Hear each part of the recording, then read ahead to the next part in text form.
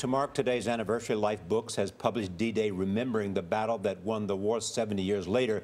It includes an essay from CBS News presidential historian Douglas Brinkley. He writes, quote, "Of all the days in the 20th century, none were more consequential than June 6, 1944. Other nominees flatten when one asks, what if D-Day had failed?"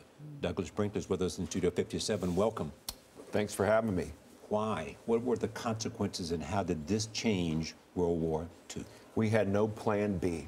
Everything was being thrown at the coast of Normandy and those 5 beaches. If we had been turned back in the English Channel, President Roosevelt was going to have to accept the resignation of Dwight Eisenhower. He was going to have to start rethinking at a time when the Germans were developing a nuclear capacity, where there was a mad race going on. So who knows how the world would have turned out if D-Day wasn't the grand success it was. The D-Day invasion broke the German occupation. What was behind this military operation, the greatest, perhaps, military operation of all time, the planning? You know that old Vince Lombardi saying, attack your opponent at their strongest spot. You know, Point de Hoc there, the cliffs, if you go and you see the pillboxes with the big 155mm blasting guns or where they were pointed, was not the place that Rommel thought the Allies would hit. It just was very fortified. So there were softer spots that the Germans were monitoring more closely, and we couldn't do a lot of pre-aerial bombing of the sites at Point de Hoc and the beaches there, because we'd be saying, this is the spot we're trying to soften.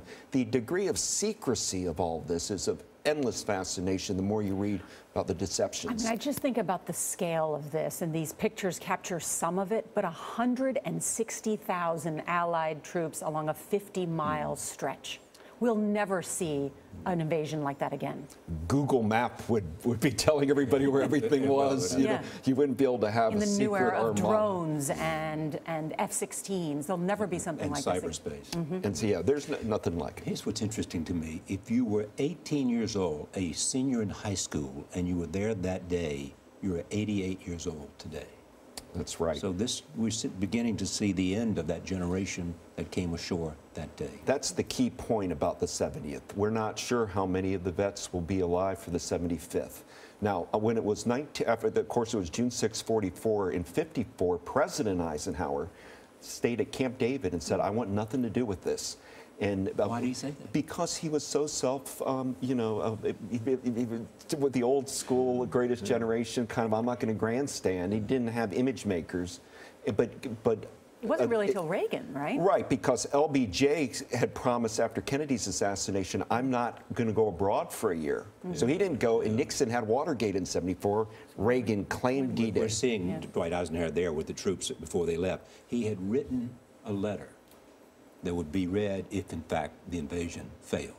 Yes, and that one of the most moving documents, I think, in all of American history. Eisenhower's admitting failure at Normandy, taking full-bore responsibility, forcing FDR, who doesn't get enough credit. FDR was masterful in the days leading up to this as president, but FDR would have had to create a whole new scenario. We put everything on this number.